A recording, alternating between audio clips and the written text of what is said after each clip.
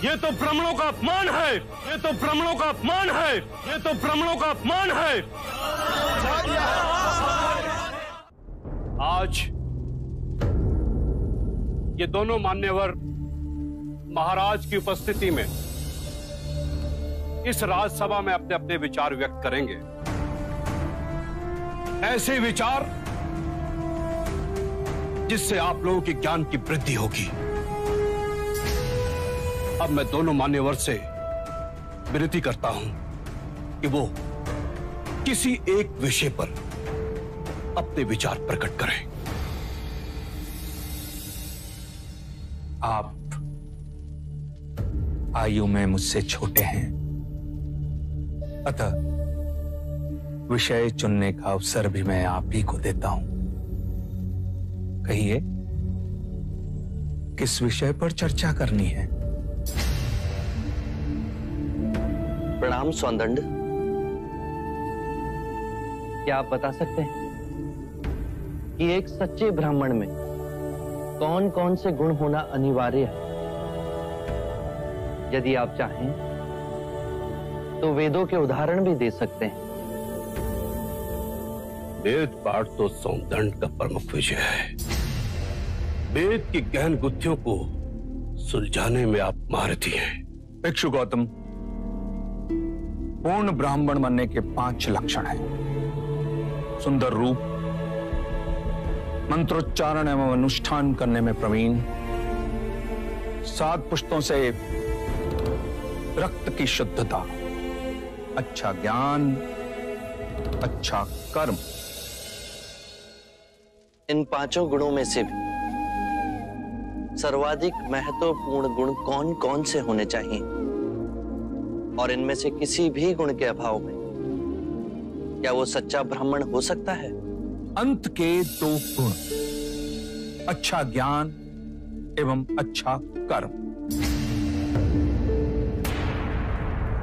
सुंदर रूप, मंत्रोच्चारण एवं अनुष्ठान करने की प्रतिभा, 7 पीढ़ियों से रक्त की शुद्धता आवश्यक नहीं। क्षमा कीजिएगा, परंतु सोनदत्त जी उचित उत्तर नहीं दे पाए। बुद्ध के प्रश्नों ने इन्हें उलझा दिया है। ये तो ब्राह्मणों का अपमान है।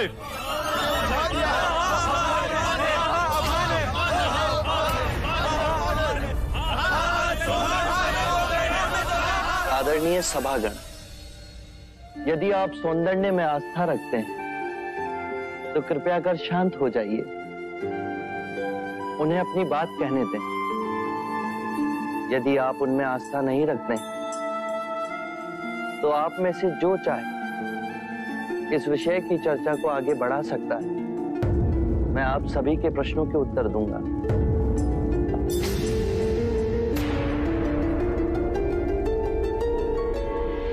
मित्रों, हम सबके बीच में मेरा चचेरा भाई अंगक बैठा हुआ है।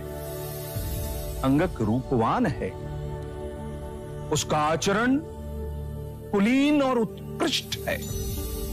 उसके बाह्य सौंदर्य की बराबरी केवल भिक्षु गौतम के साथ ही की जा सकती है।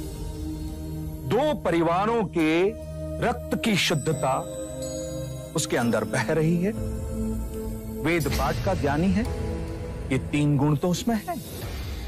पर यदि विचार के रूप में देखें कि अंगक मदिरापान करता है, हत्याएं करता है, बलात्कार करता है, झूठ बोलता है, चोरी भी करता है, तो उसके बाकी के गुणों का कोई मूल्य ही नहीं रह जाएगा। अतः मित्रों, सद्कर्म और ज्ञान ही सर्वोपरि है पूर्ण ब्राह्मण बनने के लिए। इन दोनों गुणों में से भी सर्वोत्तम गुण आप किसे समझते हैं? सद्कर्म और ज्ञान 2 नहीं हो सकते। जैसे एक हाथ दूसरे हाथ को और एक पैर दूसरे पैर को साफ करता है, उसी तरह सद्कर्म और ज्ञान एक दूसरे के पूरक होते हैं।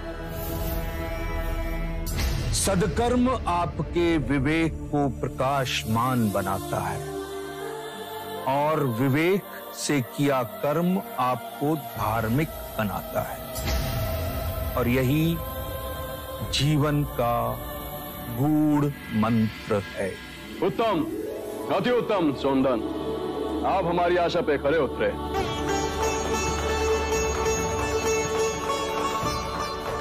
बुद्ध, अब आप बताएं कि हमारे परम विद्वान सोनदन से आप क्या पूछना चाहते हैं?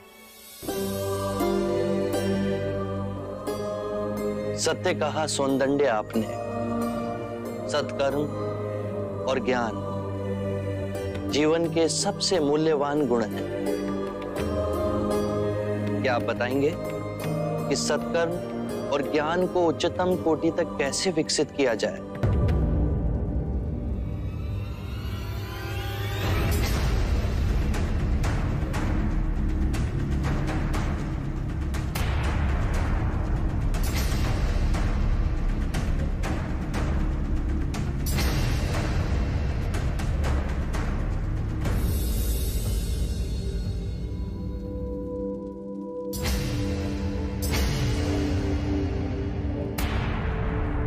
हे करुणा निदान,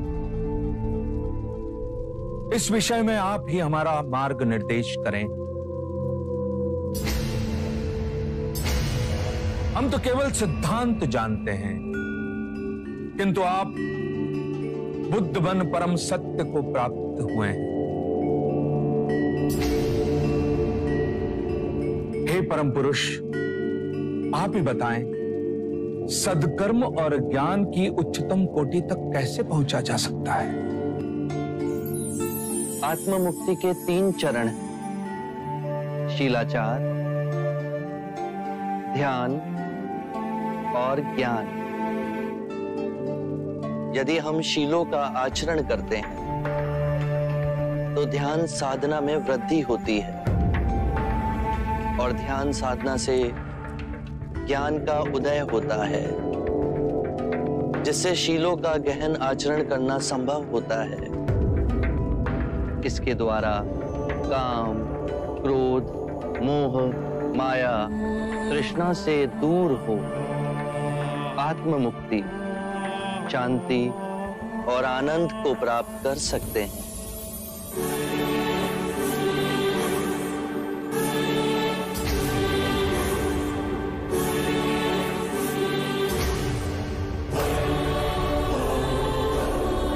करुणा निधि, आपने मेरी आंखें खोल दी, मुझे अंधकार से प्रकाश में ले आए। हे परम पुरुष,